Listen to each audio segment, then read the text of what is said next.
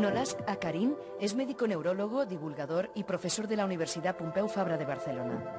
Es además autor de multitud de libros y ensayos sobre los secretos del cerebro. Si un chico va en moto sin casco, se cae, se daña el cerebro, su conciencia y su personalidad se alteran. Si una persona se bebe un litro de whisky, su conciencia se altera. Si una persona, como hacemos todos nosotros, los que nos ven, se duerme por la noche, su conciencia se altera. Incluso entra en los sueños, que es una forma, diríamos, psicótica de pensar, fruto de la conciencia, pero alterada respecto a la conciencia en vigilia. Lo que no sabemos es cómo se produce la conciencia, o dicho de otra forma, cuáles son los cambios y con qué elementos, y me refiero a elementos químicos y fenómenos eléctricos, que se producen en la estructura neural para convertir aquellas moléculas en una ilusión, en un deseo, en un recuerdo de una música o en un odio. La conciencia es una propiedad del cerebro, y digo del cerebro, no añado humano. Es una propiedad del cerebro que los humanos consideramos que es propia de nuestra especie, pero que probablemente hay otros animales que disponen de grados de conciencia, si no igual, casi tan evolucionados como el humano. Quizá la forma de verificar los estados de conciencia y la capacidad de conciencia de un animal es viendo su capacidad para interactuar con individuos semejantes, como un perro interactúa con otro perro o con las personas que lo rodean.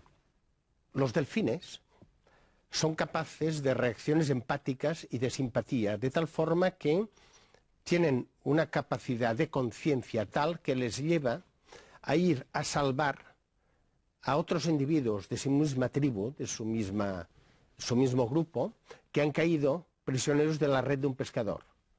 O sea, eso implica una capacidad de conciencia. El libro El cerebro del rey.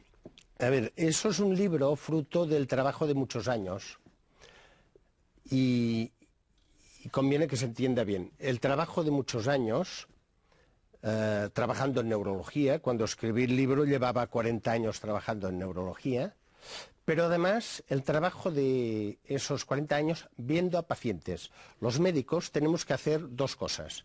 Tenemos que hacer el trabajo, diríamos, más biológico, el estudio, diagnóstico y tratamiento de un paciente, pero además tenemos que hablar con él y explicarle cosas y hacerle entender lo que sucede. Al cabo de 40 años, pues uno ya ha aprendido un poco a explicar las cosas. El hecho es que este libro salió la primera edición el año 2001, ahora está en edición de bolsillo, han salido 14 ediciones, se han vendido más de 120.000 ejemplares y es un libro sobre la evolución de la vida y del cerebro.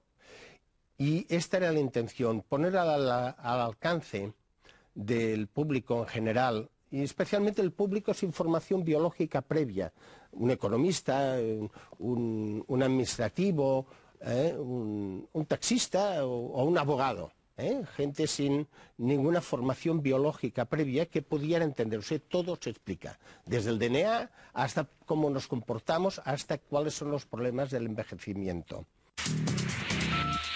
La neurología, hoy, a primeros del siglo XXI, dispone de grandes medios diagnósticos.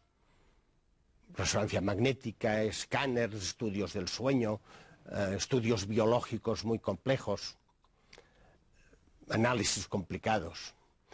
Pero sigue siendo de gran utilidad el martillo de reflejos.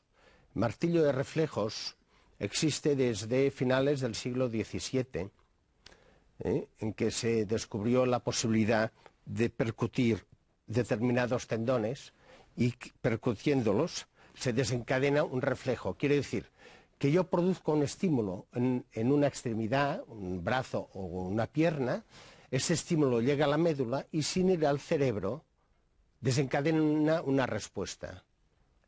A todos los que nos oyen se les ocurrirá que la consecuencia es fácil. Si hay una lesión en la médula o en el nervio, no hay reflejo. Esta imagen fue muy impactante porque es la primera vez que se ha podido ver con los ojos qué imágenes surgen en el cerebro cuando una persona sana, estamos hablando de personas sanas, hace experiencias respecto al lenguaje. Nos permitió ver el cerebro en vivo, porque el cerebro muerto, esto pues hace centenares de años que se ha visto y se ha trabajado. Da Vinci, Leonardo trabajaba con cerebros, hacía disección de cerebros.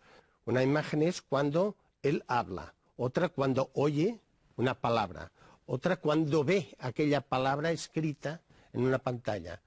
Y otra, la cuarta imagen es cuando aquella persona piensa en la palabra que va a elocucionar, que va a pronunciar.